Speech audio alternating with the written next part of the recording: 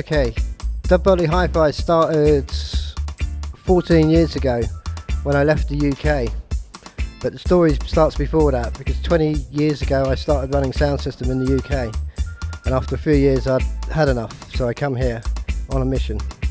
I come here, 2 record decks, a mixer, 100 watt PA, and now, well,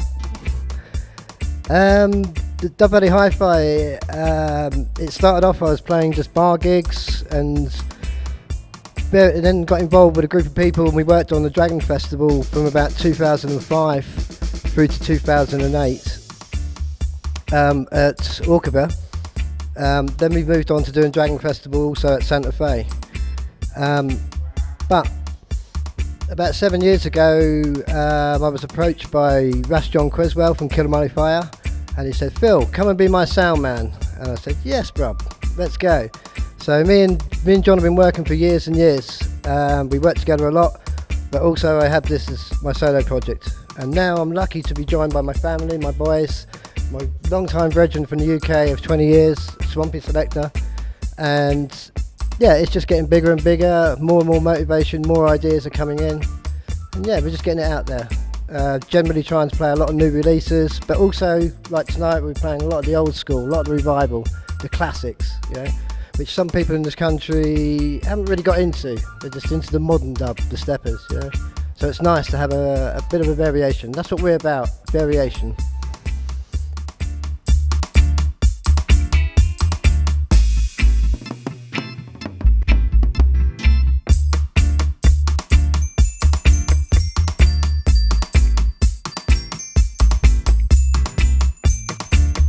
I grew up in a town in England called Ipswich, and I lived on housing estate surrounded by all types of nationalities, predominantly West Indian, and I went to school with West Indian lads and have become close friends. And yeah, you couldn't help but influenced by that music. I mean, down the road from where I lived, we had the Jar Warriors, the original Jar Warriors, you know, rehearsing in a youth club. You know, that was what it was like. And for years and years I forgot about my roots and stuff, and as I got the sound system together in the UK, I worked on more dance orientated parties, but I take time out to go and get involved in the roots thing. And in 1999 I met McAtee from Rebel Lion out of Norwich in the UK, and from the early 2000s I was being a box boy with Rebel Lion. I learned a lot of the soundcraft from them, you know, the big influence in my life. And I'm still in touch with my brothers there now. Yeah, good crew. As for influences, originally I was more into the ska sounds. You know, I mean, as I was growing up, we had the two-tone thing going on as well, which is basically the old rock steady tunes, you know, rehashed. You know, so yeah. I say when I got involved with Rebel Lion, that took me down another road altogether. You know, with the dubs, the revival, and now onto the steppers.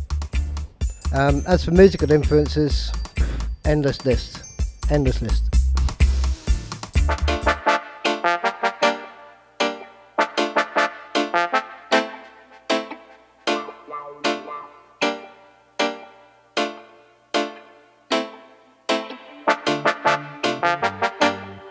No, it's just been lots of influences, because that's the nature of music in itself. A lot of music has been made, you know, so now there's a lot more fusion going on. And in the reggae scene, it's gone from ska, reggae, rocksteady. The dancing has influenced the stepper scene, which has come into it. And now the jungle scene, which was originally from the reggae scene in the first place, is now coming back into it. You see what I mean? It's all interconnected. And yeah, my sons, they bring new influences. They say, "Here, listen to this, brand new artist," did it. So yes, it's constantly evolving.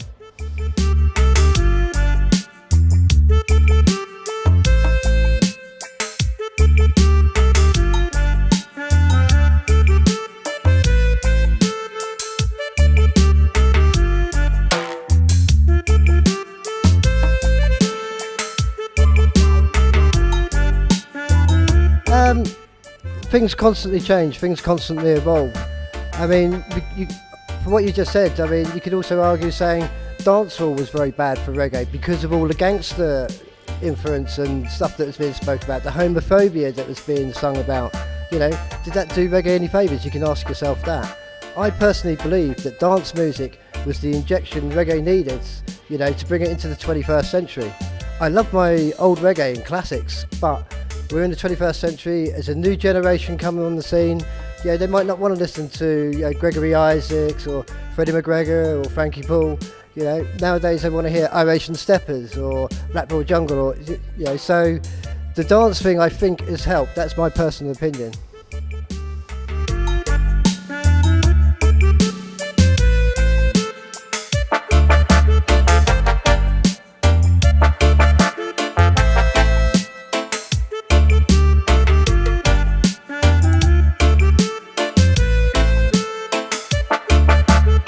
Nowadays, reggae has become very spiritual in the dance. A lot more people are getting in with the vibe, and it's not solely about the sound system, it's about the people that bring that vibe in. And it is starting to become family orientated everywhere in the UK. In Spain, I've noticed how family orientated it is. And yeah, spiritual journey music, definitely.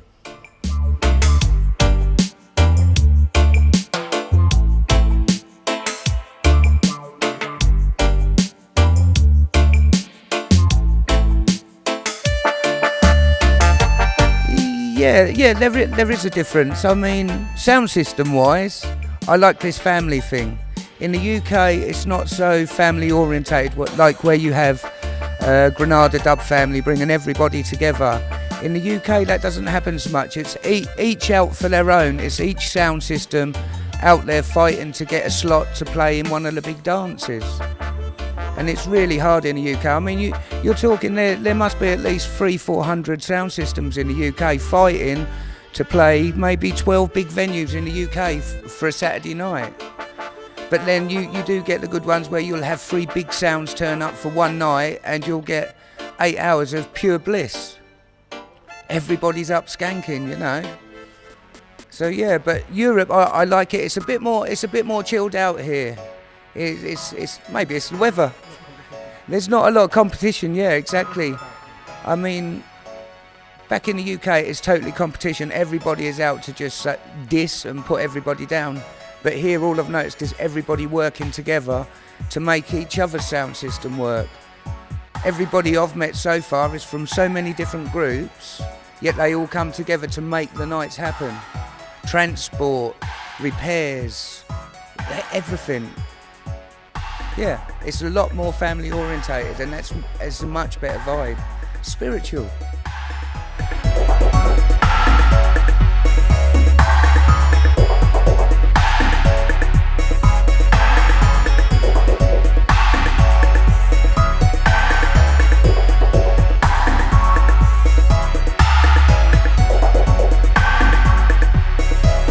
Okay, so my story sort of starts when I was mostly about 12 years old. I started mixing techno music. I was taught by some very good DJs. I was building sound systems with a good friend of mine, Sam, from Visual Distortion, who runs Frequency Festival now in Portugal. I helped him build his rig. He gave me my first records. He taught me how to mix techno. And from there it's just evolved. I've helped out with a lot of parties, a lot of different people. Then when Phil came into my life and the reggae thing was Ras, I was a bit dubious at the beginning. I was thinking, I'm not sure if I like reggae music so much. Then I was listening to a lot of drum and bass, jungle, hip hop. Eminem is a great idol of mine. He's been who I've grown up with, you know, and I was a bit shied away a little bit to start with. But then I went to my first dance in Symbiosis, and it was Maasai Warrior from Bristol, and I fell in love. I fell in love with the music. I don't know how to explain it. It was the most incredible night ever, really. It was amazing. And from that, it's just evolved. Now I'm selecting, you know, slowly. First, yeah, I do. Now I started off with Phil just being his box boy. Now I've got more involved. I do the cabling. I'm actually learning about the sound system, learning how to set all the processes, learning the whole process slowly. And hopefully it's just going to carry on evolving. I hope to bring the Hogs into Dub Valle Hifi at the end of this summer, and we'll see where it goes from there. It's going to evolve. Upwards and onwards. Yeah. No, I come here to just help out and give a support to my family and just be here for everyone and just have a good time. Not really into the music that much. I'm much more into my drum and bass and all of the much harder music. The reggae is a bit slow for me, really. But I still like it, I still enjoy it, I still have loads of fun and dance all the night and really enjoy the vibe more than anything. The music is very nice.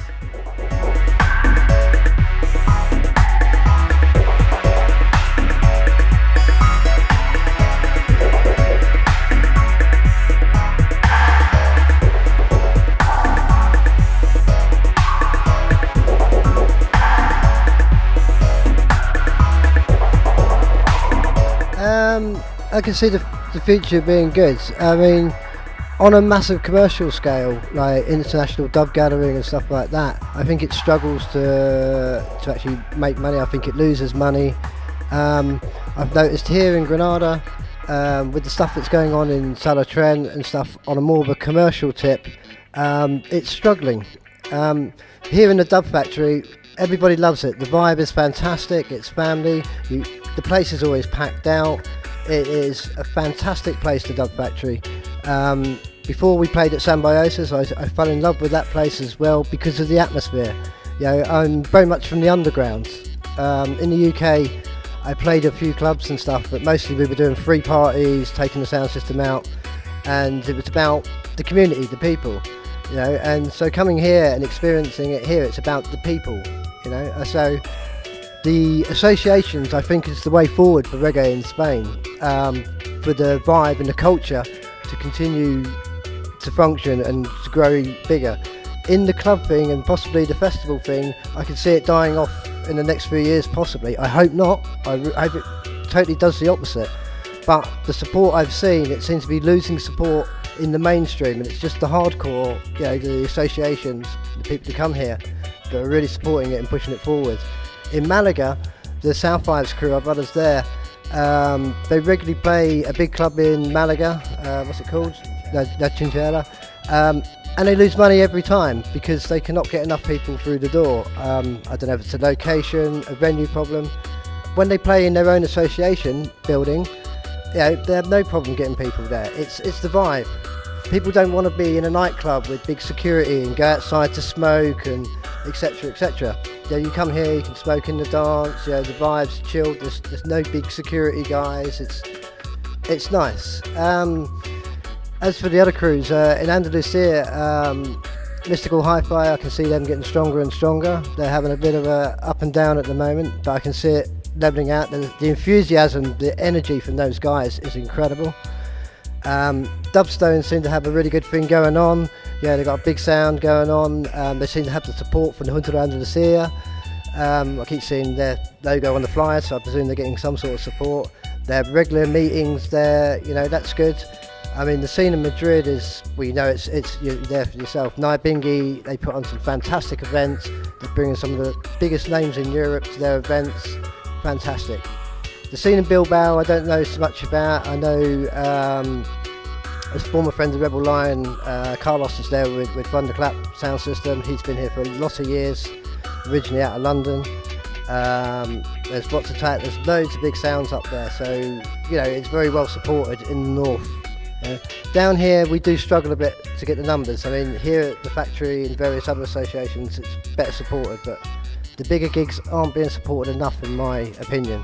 I hope it changes, I hope we get more support, more mainstream, but we'll see. Yeah, the future is bright.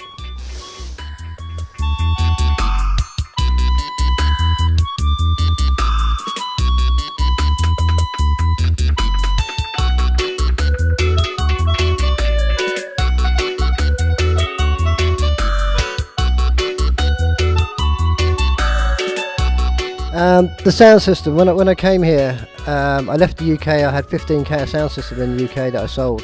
I came to Spain, spent all the money, so I had to start again. Over the years I've built it up bit by bit.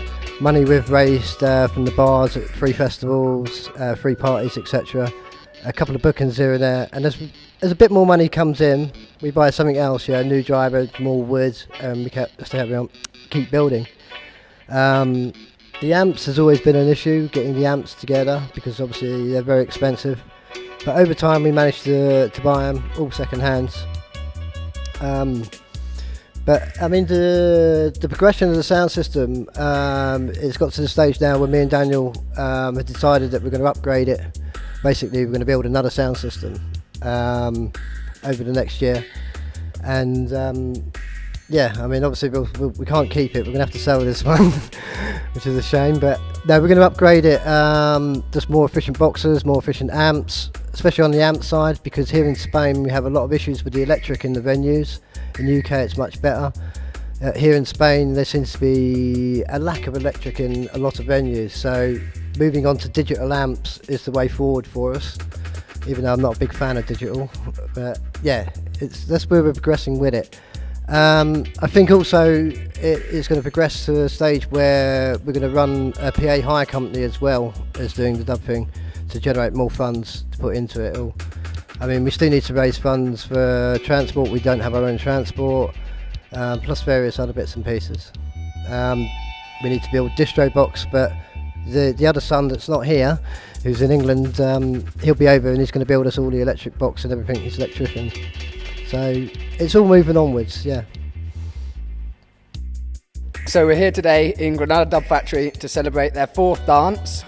They're a young group, the Granada Dub Family Group Association, and well, just thank you to them for letting us use their space to put on this night, for supporting us. David Messi especially for supporting us throughout the last few years and for promoting us throughout Granada. He is been our number one. If he was not here, we wouldn't be here.